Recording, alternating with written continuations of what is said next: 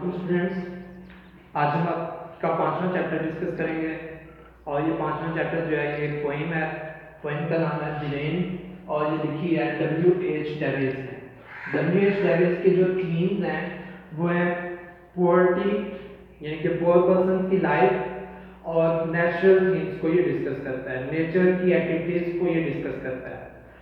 इसके अलावा पर्सनिफिकेशन को हम डिस्कस करेंगे कि पर्सनिफिकेशन क्या चीज़ है। पर्सनिफिकेशन को हम पिछले लेक्चर्स में भी डिस्कस कर चुके हैं कि किसी एनिमेट की प्रॉपर्टीज को, उसके खसूसियात को, उसके कैरेक्टरिस्टिक फीचर्स को किसी इन एनिमेट के अंदर जाहिर करना, या वो प्रॉपर्टीज जो किसी फीलिंग्स वाले पर्सन में, किसी फीलिंग्स वाले जानदार में पाई जाती है, वो प्रॉपर्टीज किसी फीलिंग लेस जानदार को देना, ये जो अमल है, इस अमल को हम कहते हैं पर्सनिफिकेशन।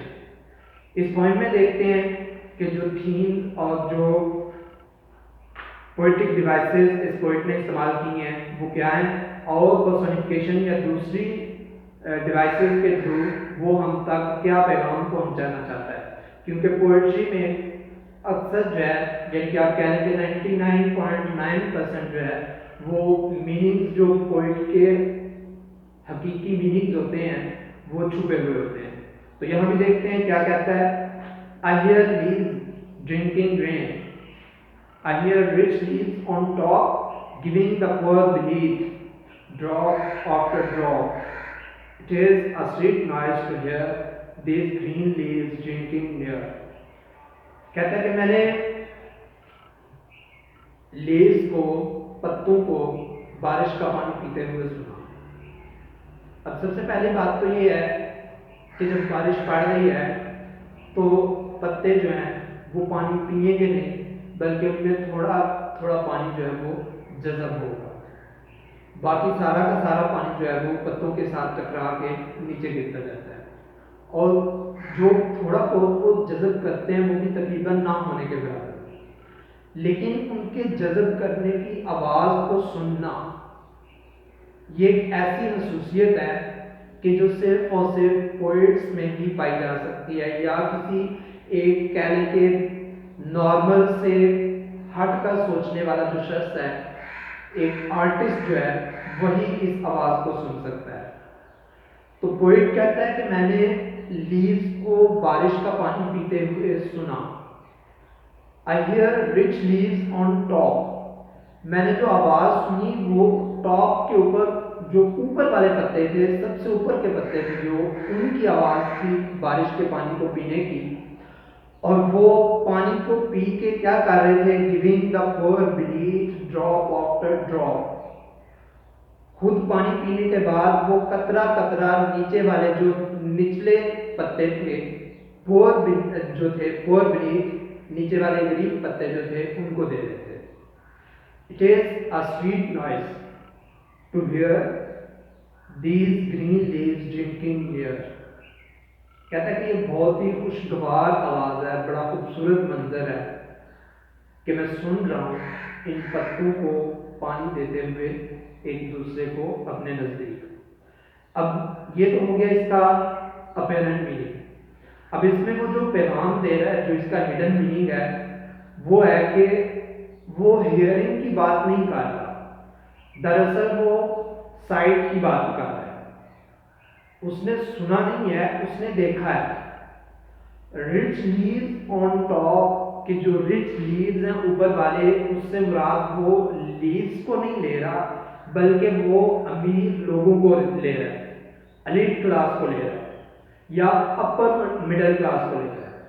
और वो अपर मिडिल क्लास या एलीट क्लास जो है वो अपना पेट भरने के बाद जो ज़रूरियात ज़िंदगी हैं वो तकसीम कर रहे हैं, वो डोनेट कर रहे हैं अपने से नीचे वाले तबके को।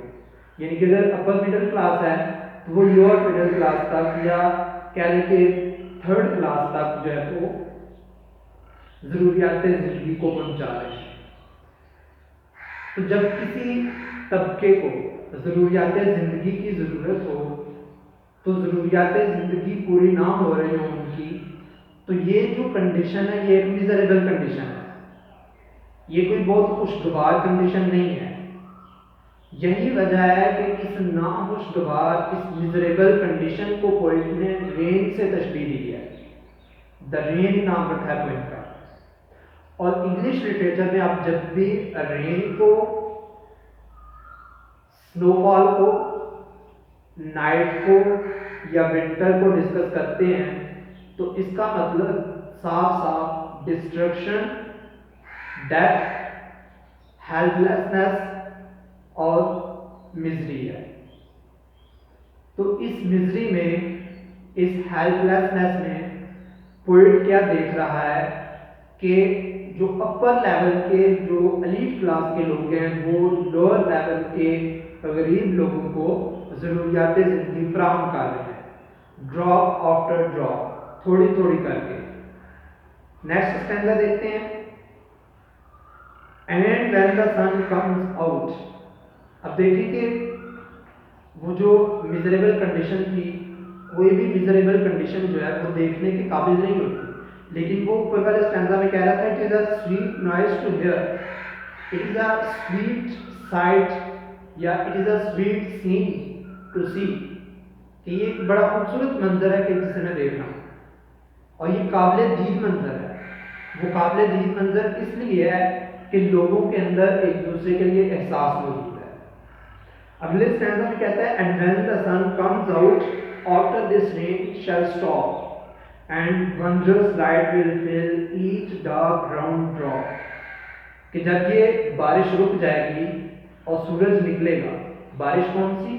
गुर्बत की, अफलास की, मिजरी की, डिस्ट्रक्शन की जो बारिश है, ये रुक जाएगी तो सूरज निकलेगा। सूरज जो है, सूरज की किरणों को वो उम्मीद की किरणों से तशबीह देता है कि सूरज निकलेगा, उम्मीद उभरेगी, एक नई जिंदगी शुरू होगी। सूरज निकलता है तो दिन चढ़ता है, मीन्स के शुरुआत होती है, तो नए दिन की शुरुआत होगी, नई जिंदगी की शुरुआत होगी। A wondrous light will fill each dark round drop, हर काले अंधेरे जर्रे को, हर जर्रे को जिसमें अंधेरा छाया हुआ है, उसको सनलाइट जो है वो फिल करेगी। वंडरस सनलाइट, हैरान कर देने वाली नई जिंदगी, नई खुशियां इस तमाम अंधेरे के ऊपर छा जाएंगी। I hope the sun shines bright, it will be a lovely sight। कहता है मुझे उम्मीद है कि सन जो है वो बहुत ज़्यादा सूरज चमकेगा, बहुत ज़्यादा रोशनी लेके आएगा, बहुत ज़्यादा धूप लेके आएगा। और धूप जो है, देखेंगे सूरज जब चमकेगा तो जो कि उसने नेचुरल फिनोमेना इसमें डिस्कस किया है, तो जो हम फोटोसिंथेसिस का अमल डिस्कस करते हैं बोर्ड में, वो भी सूरज की ही बुनियाद पर है। फोटो मीन्स रोशनी और सिंथेसिस बनाना, तो रोशनी की मदद से वो क्लोरोफिल बनाते हैं पौधे और उसकी वजह से जिंदा रहते हैं। पौधों की जिंदगी है तो इंसानों की जिंदगी है। तो सूरज जो है ये एक जिंदगी की अलामत यहाँ वो बयान कर रहा है कि I hope the sun shines bright. कहता है मुझे बहुत उम्मीद है कि सूरज बहुत ज्यादा चमकेगा, बड़ी शान शौकत के साथ चमकेगा। It will be a lovely sight, और जब ये चमकेगा तो ये बहुत ही खूबसूरत नज़ारा पेश करेगा देखने के लिए।